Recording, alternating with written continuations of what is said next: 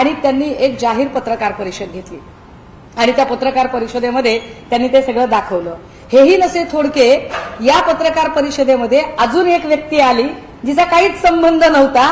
एरवी ज्या बाई कुठेच नसतात त्या बाई तिथे चमकोगिरी करायला चमकल्या।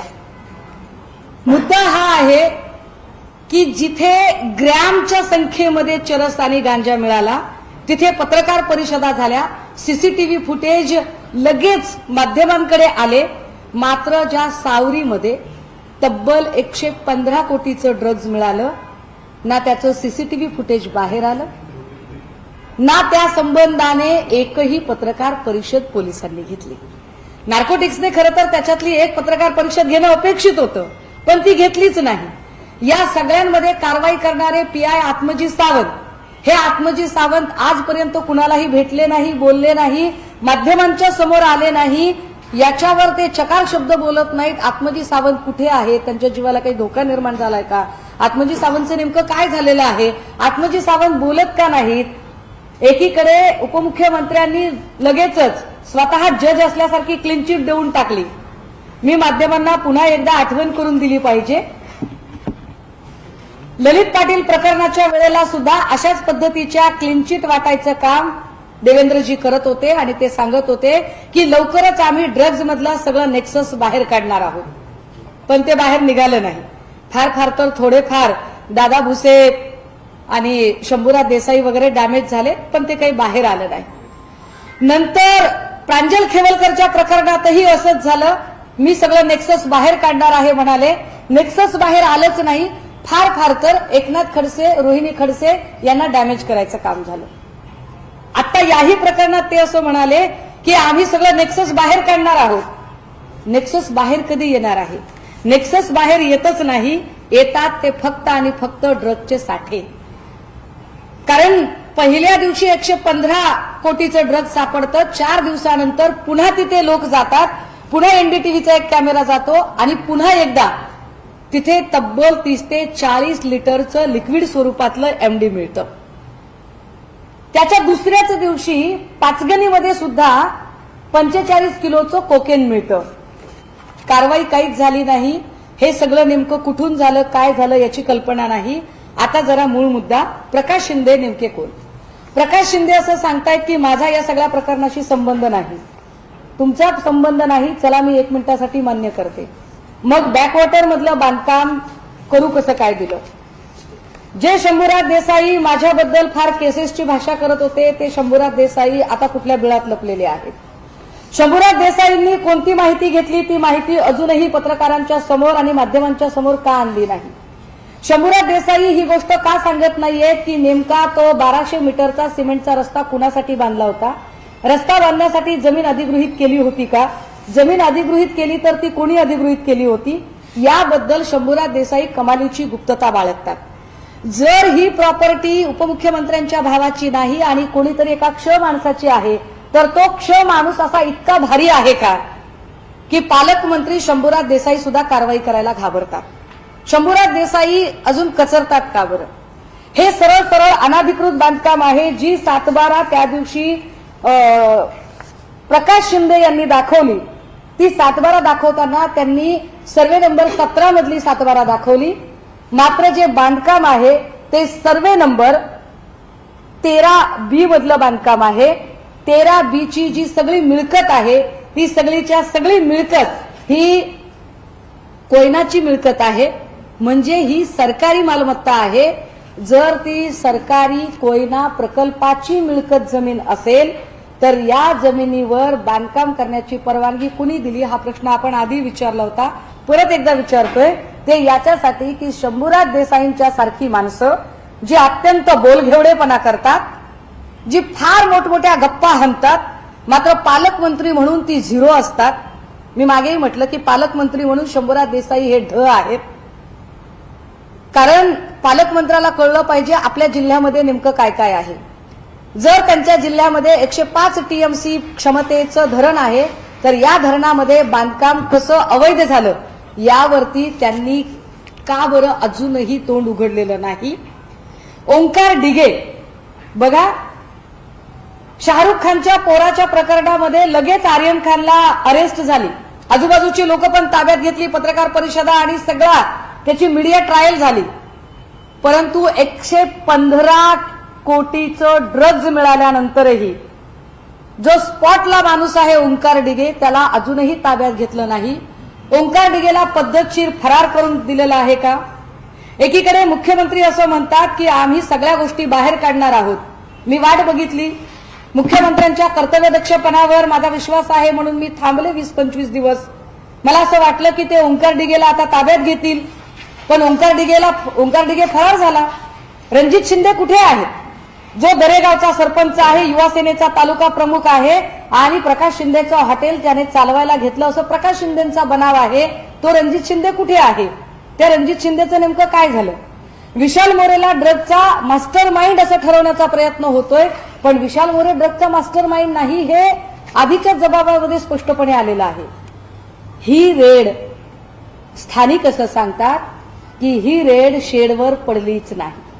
हा सगळ्यात मोठा गौप्यस्फोट.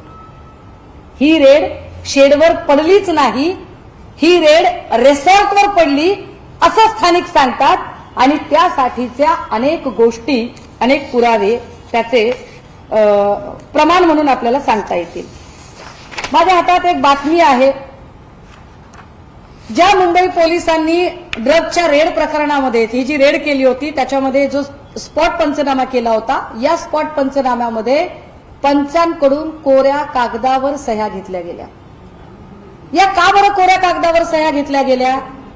हे पंच ऑन रेकॉर्ड, ऑन कॅमेरा बोलायला तयार होते, मात्र 4 दिवसानंतर या पंचांची तोंड बंद केली गेली. या पंचांवर कुणाची दहशत आहे? उद्या या पंचांच्या जीवाचं काही बरं वाईट झालं तर त्याला जबाबदार कोण आहे? पॉलिटिकल प्रिव्हिलेज जर कुणाला द्यायचा नसेल आणि कुठलीही राजकीय शक्ती जर याच्यामध्ये सामील नसेल तर मग पंचांच्या कोऱ्या कागदावर सह्या झाल्या या एवढ्या मोठ्या गंभीर गोष्टीची दखल अजूनही राज्याचे गृहमंत्री तथा मुख्यमंत्री असणाऱ्या आणि सोकॉल्ड पारदर्शक कारभार चालवणाऱ्या देवेंद्रजींनी अजून ती दखल का घेतलेली नाही? याच्यावर ते का बोलत नाहीत? या प्रश्नांची उत्तरं गृहमंत्री कधीतरी देतील का किंवा पोलीस डिपार्टमेंट देईल का? जे शेड होतं त्या शेडची जी आम्ही जाऊन पाहणी केली होती त्या शेडमध्ये कुठेही एक शौचालय आहे, एक टॉयलेट आहे, मात्र त्या टॉयलेटमध्ये संपूर्णतः माती पडून ब्लॉक झालेला आहे. ही माणसं इतकी दिवस इथं राहत होती, मग ते कुठे जात असतील बरं प्रातर्विधीसाठी? साधारणतः 5 किलोमीटर एरियाच्या पलीकडे जाणार नाहीत. 5 किलोमीटरचा एरिया तुम्ही तो जो एरिया आहे तो चेक केलाय का? त्याचा फॉरेन्सिक वगैरे काही तपासणी झालेली आहे का?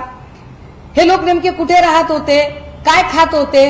कारण तिथे कुठेही चूल नाहीये, गॅस नाहीये, शेगडी नाहीये, पंचनाम्यात तशी नोंद नाहीये. याचा स्पष्ट अर्थ आहे की ही माणसं रिसॉर्टमध्येच राहत होती.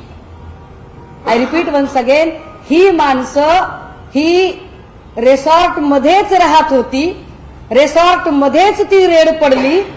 हे स्पष्ट करण्यासाठी अनेक गोष्टी याला सराउंडिंग मी सांगते की ना तिथे कुठलंही त्या शेडवर टॉयलेट आहे, ना किचन आहे, ना त्यांच्या झोपण्याची जागा आहे, ना बिछाना आहे, ना बेड आहे, आणि असं काहीही नसताना ती राहिली कुठं? स्थानिक म्हणतात की ती रिसॉर्टवरच राहत होती.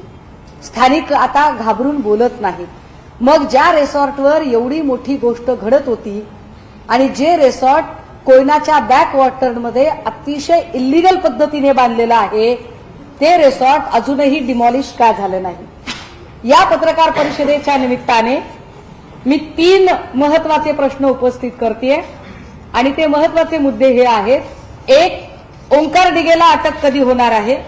जर तुम्ही ओंकार डिगेला अटक केली नाही तर हा लढा मला अधिक तीव्र करावा लागेल आणि मला यासाठी मग रस्त्यावरची लढाई लढावी लागेल आणि ती लढायला मी कटिबद्ध असेल. नंबर 2, जे अनाधिकृत बांधकाम आहे ते अनाधिकृत बांधकाम अजूनही डिमॉलिश का केलं नाही? आणि या बांधकामाच्या परवानग्या ज्या ज्या लोकांनी दिल्या होत्या त्यांच्याबद्दल पालकमंत्री म्हणून शंभूराज देसाई यांनी नेमकी काय कारवाई केलेली आहे याची स्पष्टता शंभूराज देसाई यांनी दिली पाहिजे. ती स्पष्टता ते देत नसतील तर नाईलाजाने आम्हाला ही शंका घ्यायला वाव आहे की काय या ड्रगच्या सगळ्या धंद्याला प्रत्यक्ष अप्रत्यक्ष तुमचा पाठिंबा होता का? आणि जर तुमचा पाठिंबा नसेल तर मग तुम्ही आतापर्यंत यावर कारवाई का केली नाही हे स्पष्ट करावं लागेल. कारण राज्यातल्या निवडणुकांमध्ये जो पैसा वारेमाप वापरला जातोय तो पैसा अशा पद्धतीने ड्रग्ज मधून तर येत नाही ना, ही एक शंका आहे. यासोबतच या सगळ्यांचा मुखिया अजूनही कळत नाहीये. ओंकार डिगेला परस्पर क्लीन चिट देण्याचा प्रयत्न होतोय, हे दुसऱ्या अजून वर्तमानपत्राचं हे कात्रण आहे. या सगळ्या कारवाईमध्ये काळोबेरा आहे असं वर्तमानपत्राचे प्रतिनिधी पत्रकार महोदय सांगतात. आणि ते अनेक वेगवेगळ्या बातम्या आम्ही अशी अनेक कात्रणं दाखवू शकते. सातारा पोलिसांची कारवाई, सातारा पोलिसांचा एकूण कारभार तर यामध्ये प्रचंड संशयास्पद आहे. सातारा पोलिसांचा एक कागद माझ्या हातात आहे. सातारा पोलिसांनी कशा पद्धतीने दडपशाही चालू असू शकते त्याचा हा एक नमुना आहे. असा एक काय म्हणता येईल याला की एक टाईप केलेला एक कागद आहे. एखाद्या आरोपीला खोटे गुन्हे त्याच्यावर दाखल करायचे आणि ते गुन्हे दाखल झाल्यानंतर त्या गुन्ह्यांमध्ये मी वाचून दाखवते आपल्याला की एखादा जाब जर द्यायला बोलावला, एखाद्यावर चुकीचे खोटे गुन्हे दाखल करायचे, एका गुन्ह्यात जर आरोपी सापडत नसेल तर कुठला तरी निष्पाप माणूस आणायचा आणि त्याला त्या गुन्ह्यात अडकवायचं. हे कसं केलं जातं तर हा एक कागद आहे आणि हा अत्यंत भयंकर प्रकार आहे. विशेष कार्यकारी दंडाधिकारी तथा अप्पर पोलीस अधीक्षक सातारा यांचे कोर्टात चॅप्टर केस क्रमांक खाली जाब देणाऱ्याचा जबाब, जाब देणाऱ्याचे नाव, इथे एक नाव आहे, ते नाव मी जाणीवपूर्वक आता वाचत नाही. या माणसाचं वय 67, व्यवसाय शेती, राहणार पांगरी, तालुका महाबळेश्वर, जिल्हा सातारा. प्रश्न, तुमचे विरुद्ध कलम 126 प्रमाणे पोलीस रिपोर्टची प्रत व कोर्टाने काढलेल्या भानासूस कलम 135(3) रोजीचा आदेश तुम्हाला मिळाला आहे काय? होय आणि नाही असे दोन पर्याय नाही, डायरेक्ट होयचा पर्याय आहे की आदेश मिळाला, होयच लिहायचं. दुसरा प्रश्न आहे, त्यातील मजकूर वाचून व समजावून सांगितला, तुम्हाला तो समजला का?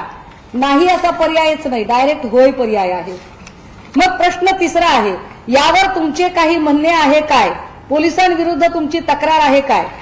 डायरेक्ट पर्याय नाही आहे की आमची पोलिसांविरुद्ध तक्रार नाही, आमचं काही म्हणणं नाही. होय हा पर्यायच नाहीये, डायरेक्ट नाही हा पर्याय आहे. छापीलय हा कागद. पुढे म्हटलंय, तुम्हास बचावासाठी काही पुरावा द्यायचा आहे काय?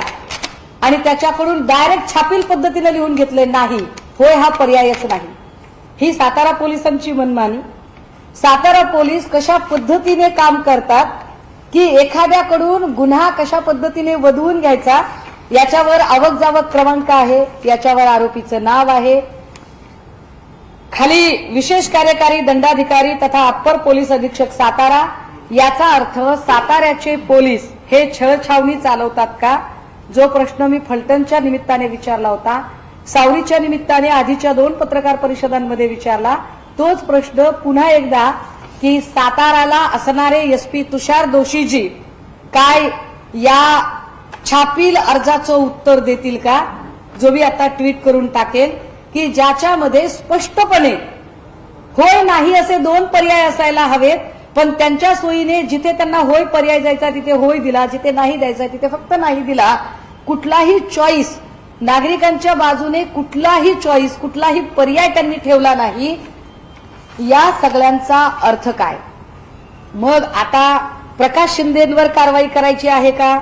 आणि प्रकाश शिंदे जर याच्यात नसतील असं तुमचं म्हणणं असेल तर जो कुणी माणूस आहे त्याला पकडण्यात तुम्ही किती यशस्वी झालात ते तुम्ही सांगणार आहात का? तपासाच्या नावाखाली गोष्टी लपवून ठेवायच्या. मग या गोष्टी तुम्हाला प्रांजल खेवलकरच्या वेळेला लपवता आल्या नाही, आर्यन खानच्या वेळेला तुम्हाला लपवता आल्या नाही. मग आर्यन खान आणि प्रांजल खेवलकर या 2 लोकांना वेगळा न्याय आणि प्रकाश शिंदेच्या रिसॉर्टला वेगळा न्याय का बरं दिला जातोय?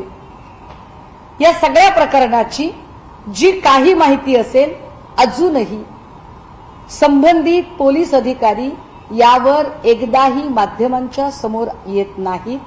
ओंकार डिगे, रणजित शिंदे यांची अटक अजून राहिलेली आणि बॅकवॉटरमध्ये बांधलेलं रिसॉर्ट, एरवी Kirit Somaiya so called video specialist Kirit Somaiya वाटेल तिकडे हातोडा घेऊन जेव्हा जातात तेव्हा हा हातोडा किरीट सोमय्याचा आता त्या सावरीच्या रिसॉर्टकडे जाणार आहे का?